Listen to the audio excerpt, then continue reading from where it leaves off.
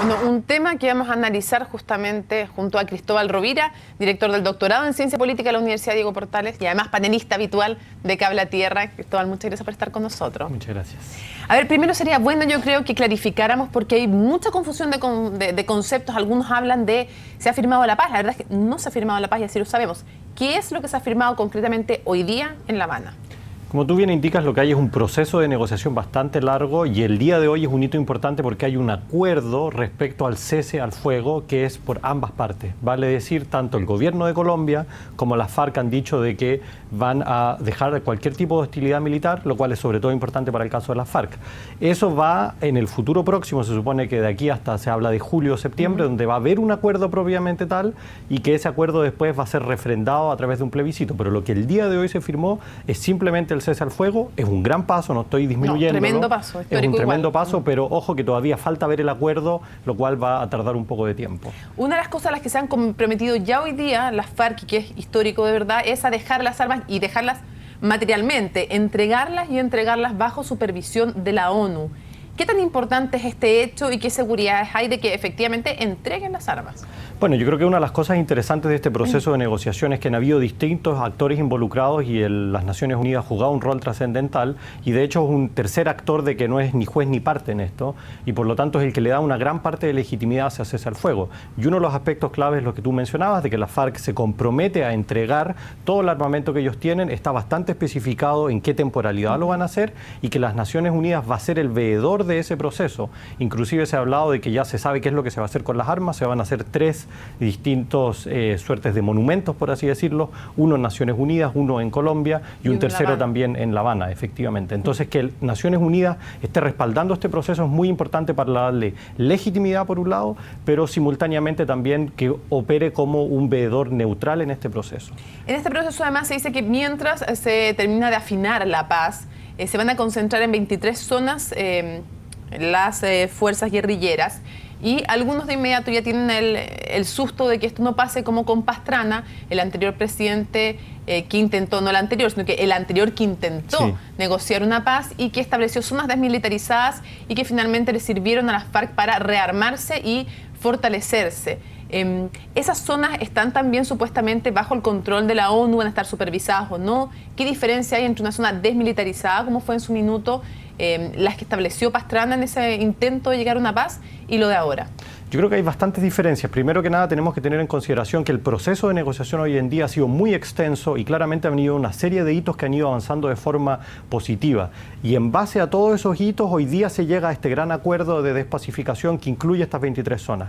En el periodo con Pastrana no fue lo mismo, sino que primero Pastrana lo que dijo es, por buena fe del gobierno vamos a desmilitarizar y después vamos a ir avanzando las negociaciones.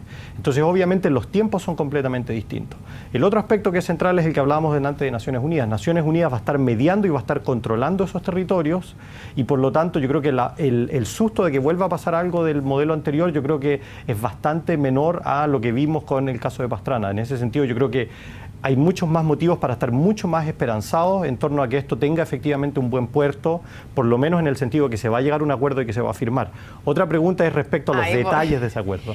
Además de los detalles, antes de los detalles, vino un proceso de referendo que ha sido aceptado por las FARC, otro triunfo para el gobierno colombiano, porque cuando estaban en las negociaciones, las FARC no querían que esto se sometiera a un referéndum del pueblo colombiano. Y era muy difícil desde el punto de vista político para el presidente Santos o para el presidente que fuera sostener políticamente un acuerdo si es que esto no iba refrendado por los colombianos. La pregunta es, ¿habrá piso para un sí a este tipo de acuerdo de paz? Según las encuestas que uno ve cómo ha ido evolucionando, primero que nada, la gran mayoría de los colombianos quieren la paz. Eso es bastante evidente.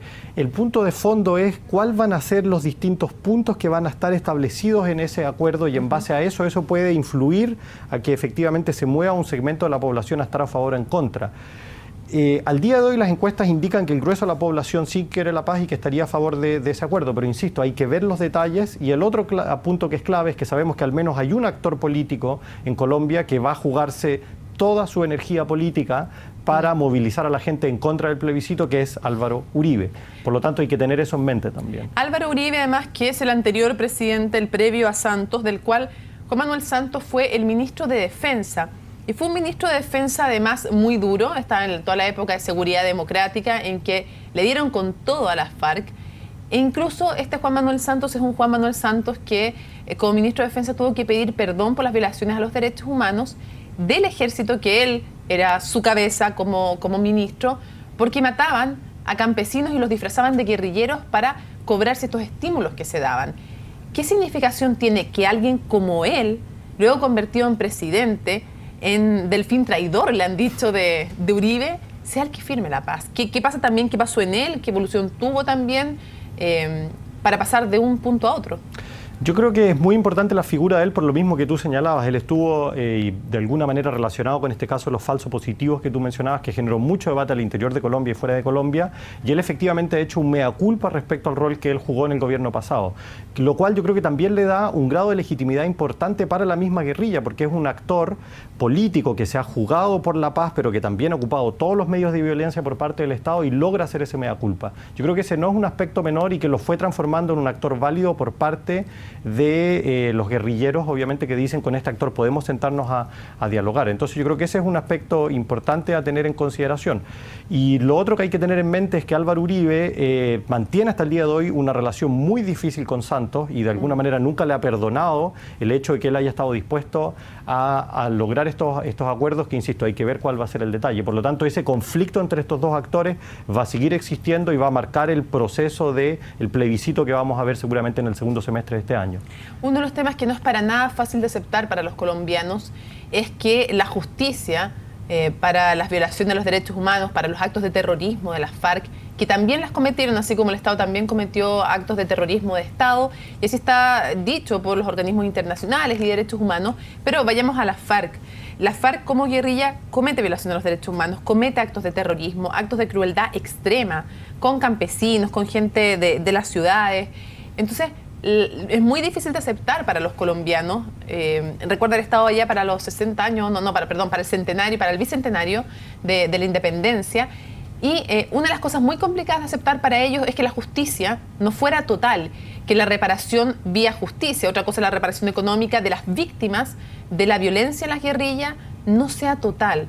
Y la pregunta es también esta justicia transaccional, como se ha llamado. ¿Cómo se aborda eso?